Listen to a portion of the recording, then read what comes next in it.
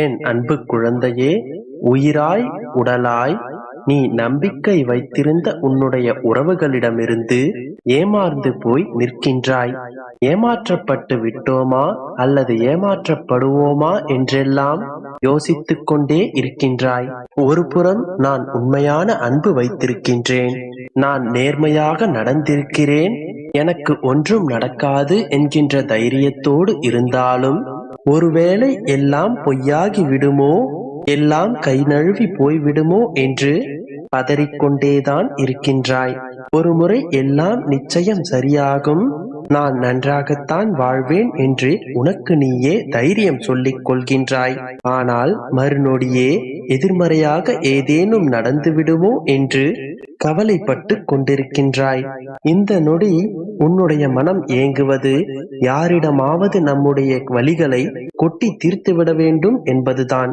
உன்னுடைய மனதில் உள்ள படபடப்பு, பதற்றம், பயம் எல்லாவற்றையும் யாரிடமாவது சொல்லிவிட வேண்டும். எதுவும் நடக்காது, எல்லாம் சரியாகிவிடும் என்கின்ற ஆறுதல் வார்த்தை இப்போது உனக்கு தேவைப்படுகின்றது. அதற்காகத்தான் உன்னுடைய மனம் ஏங்கிக் கொண்டிருக்கின்றது. ஆனால் உன்னுடைய பகிர்வை கேட்க யாரும் தயாராக இல்லை, பகிர்வதற்கு தயாராக இல்லை. இப்படியாகத்தான் உன்னுடைய மனம் அலைபாய்ந்து கொண்டிருக்கின்றது. ஆனால் கண்மணியே, நான் ஒன்று சொல்லட்டுமா? யாரிடமும் ஆறுதல் தேடி அலைபவள் என் மகள் அல்ல. 1000 பேருக்கு ஆறுதல் தருபவளே இந்த பெருமாளின் பிள்ளை. உன்னை உதாசீனப்படுத்தி விட்டார்கள், உனக்கு துரோகம் செய்து விட்டார்கள் என்பதுதானே உன்னுடைய பிரச்சனை. இப்படியே கவலைப்பட்டு கொண்டிருந்தால் உன்னை ஒதுக்கியவர்கள் மீண்டும் வருவார்களா? உனக்கு துரோகம் இழைத்தவர்கள் மீண்டும் வருவார்களா? உன்னை உதாசீனம் செய்தவர்களுக்கு உன்னுடைய அன்பை புரிய வைத்து நீதான் அவர்களை வர வைக்க வேண்டும். எல்லாம் நான் செய்து விட்டேன், அவர்கள் காலில் கூட விழுந்து மன்றாடி விட்டேன் அப்பா என்று கூறுகின்றாயா? என் செல்லமே, மீண்டும் கூறுகிறேன், நீ பெருமாளின் பிள்ளை. யாரிடமும் கையேந்தி கண்ணீர் வடிக்க நான் விடமாட்டேன். உன்னை உதாசீனப்படுத்தியவர்கள் பின்னே நீ சென்று கொண்டிருந்தால் உன்னுடைய அருமை அவர்களுக்கு எப்படி விளங்கும்? என்னுடைய பிள்ளையை ஒதுக்கி வைக்கும் தகுதி அவர்களுக்கு இல்லை. நீ அவர்களை ஒதுக்கி வைத்துவிட்டு என்னிடம் வா. கண்மணியே, பெரிதாக எதுவும் நடந்து விடவில்லை. உன் வாழ்க்கையில் ஏதேனும் உன்னை அடிமைப்படுத்த நினைத்தால் அதனை தூக்கி எறிவதற்கு கற்றுக்கொள். நீ அழப் பிறந்தவள் அல்ல, ஆளப் பிறந்தவள். நேற்று நடந்தவற்றை உன்னால் ஒருபோதும் மாற்ற முடியாது. நாளை நடப்பதையும் உன்னால் தடுக்க முடியாது. இன்றைய பொழுதில் இந்த கணத்தில் வாழ்ந்து பார். அதுதான் எல்லா துன்பங்களுக்குமான ஒரே தீர்ப்பு. இருளில் இருக்கிறேன் என்று வருத்தப்படாதே. இருளும் விடியலை நோக்கித்தான் செல்கின்றது. நிச்சயம் நீ ஆசைப்பட்டபடி உன்னுடைய வாழ்க்கையை நான் அமைத்துக் கொடுப்பேன். உன்னுடைய மனதில் உள்ள பாரங்கள் அனைத்தையும் என்னிடம் இறக்கி வைத்துவிட்டு நீ நிம்மதியாய் இரு. அனைத்தையும் நான் பார்த்துக் கொள்கிறேன். உன்னை உதாசீனப்படுத்தியவர்கள் முன்னிலையில் உன்னை நான் உயர்த்தி காட்டுவேன். நீ கவலைப்படாதே என் கண்மணியே, எல்லாம் நன்மைக்கே என்று வாழ பழகு. நிச்சயமாக அவர்களின் முன்னிலையில் உன்னை நான் உயர்த்தி காட்டுவேன். மீண்டும் உனக்கு உரைக்கிறேன், உன்னை அவமானப்படுத்தி உதாசீனப்படுத்தியவர்கள் முன்னிலையில் நீ சந்தோஷமாக வாழ்வாய். நம்பிக்கையோடு இரு, நல்லதே நடக்கும். என் அன்பு குழந்தையே, இன்று நீ என்னோடு பேசினாய் அல்லவா? என்னோடு உன்னுடைய பல விஷயங்களை மனம் விட்டு பரிமாறிக்கொண்டாய் அல்லவா? நீ என்னோடு பேசும் பொழுது நான் ஒன்றை கவனித்தேன். நீ பேசும்போது பிரச்சனை என்கின்ற வார்த்தையை அதிகம் பயன்படுத்தினாய். பிரச்சனை என்றால் என்ன என்று உனக்கு தெரியுமா? யாரேனும் ஒருவருக்கு முதுகு தண்டு முறிந்து போய் படுத்த படுக்கையாக இருக்கிறார்கள், அது குணமாக வருடக்கணக்கில் ஆகும் என்று மருத்துவர் சொன்னார்கள் என்றால் அதுதான் பிரச்சனை. யாரேனும் வீடு எரிந்து போய் எல்லாவற்றையும் இழந்து நடுத்தெருவில் நின்றால் அது பிரச்சனை. ஆண்டாண்டு காலம் முயற்சித்தால் மட்டுமே அதை சரி செய்ய முடியும், அல்லது சரி செய்யவே முடியாது என்கின்ற அளவுக்கு வருவதுதான் பிரச்சனை. இது போன்ற பிரச்சனை மனிதனுக்கு ஓரிரு முறை வரலாம், வராமலும் இருக்கலாம். மற்றபடி நீ பிரச்சனைகள் என்ற பெயரில் சொல்வதெல்லாம் பிரச்சனை அல்ல. அது அனைத்தும் அசௌகரியங்கள். இது போன்ற அசௌகரியங்கள் வாழ்வில் நிறைய வரும். அந்தந்த சமயங்களில் அவை பெரிதாகத்தான் தோன்றும். ஆனால் மணிக்கணக்கிலோ, நாள் கணக்கிலோ, மாதக்கணக்கிலோ சமாளிக்க கூடியவை. பின்னாளில் அதை பற்றி யோசித்துப் பார்த்தால் அது அற்ப விஷயங்களாகவே தோன்றும்.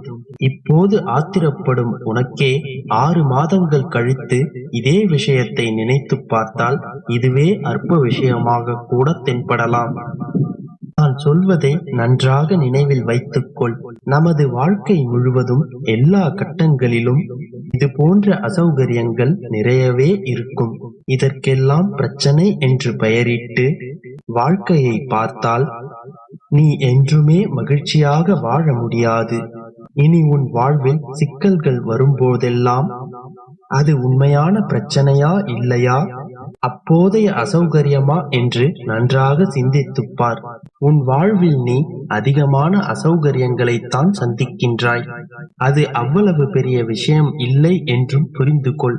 காலம் காலமாக தொடரும் விஷயங்கள்தான் இங்கே பிரச்சனை என்று அர்த்தம். அவ்வாறான மிகப்பெரிய பிரச்சனை உன் வாழ்வில் இல்லை என் கண்மணி. இப்போது இருப்பதெல்லாம் நிரந்தரமும் அல்ல. இப்போது நீ சந்திக்கும் சிக்கல்கள் எல்லாம் கூடிய விரைவில் தீர்க்கப்பட்டுவிடும். என்றேனும் ஒரு நாள் அவை அனைத்தும் இல்லாமல் மறக்கப்பட்டுவிடும். உனக்கு மனப்பக்குவம் ஏற்பட்ட பிறகு உனக்கு நடந்ததை நினைத்து நீ சிரிப்பாய். இதற்காகவா நான் அழுது புலம்பினேன் என்று உன்னை நீயே கடிந்து கொள்வாய். இது போன்ற சின்ன சின்ன அசௌகரியங்களை சமாளித்து வெளியே வா.